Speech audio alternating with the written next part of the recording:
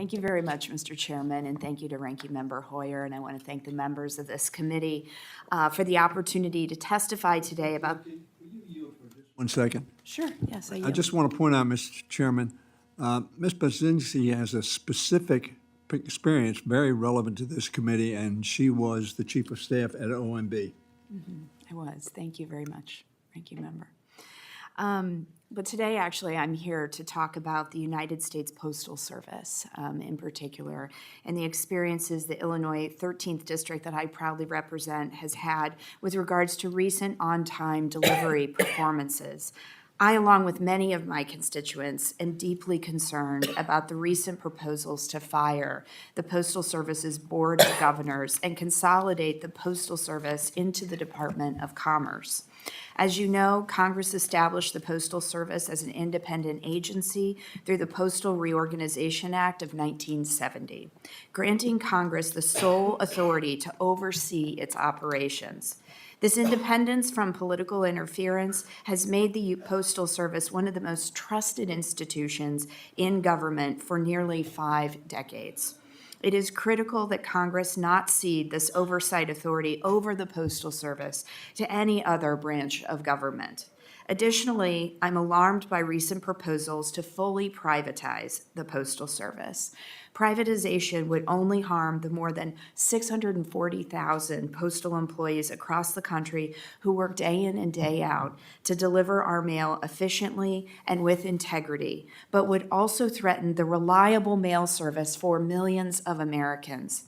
Privatization would undermine the universal service obligation, leading to higher costs and delayed deliveries, especially in rural areas like the ones that I represent in Illinois.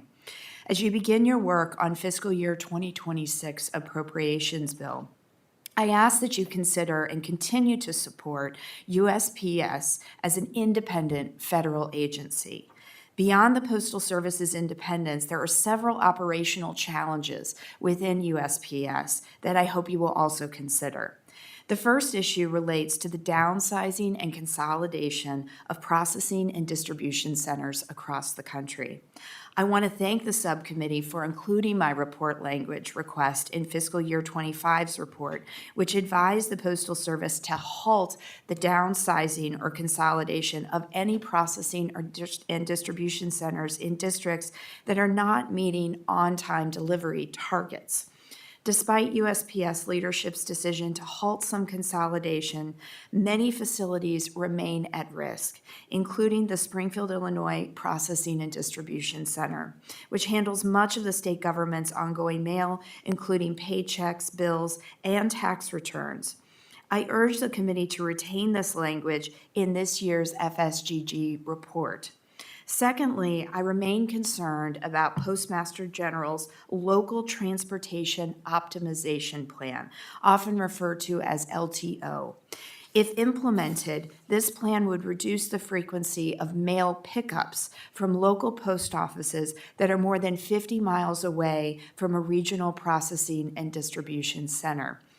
The USPS itself has acknowledged that this proposal could cause mail delays of up to 24 hours for rural communities. And the USPS Inspector General has said that this plan has, quote, negatively impacted services to customers. A full implementation of the LTO plan would result in even worse delays for Americans who rely on the Postal Service across rural America. As such, I urge the committee to include language opposing the LTO plan in fiscal year 2026 FSGG report. My constituents are already suffering from mail that is delivered sometimes weeks late. This includes paychecks, bills, and even medicine. Congress must work together to ensure that any changes to the Postal Service are not made on the backs of millions of Americans that we all represent who rely on the Postal Service each and every day. Chairman Joyce and Ranking Member Hoyer, thank you again for this opportunity to provide testimony to the subcommittee here today. I look forward to working with you in the year ahead and these important priorities as you craft fiscal year 2026 appropriations bills. Thank you, and I yield back.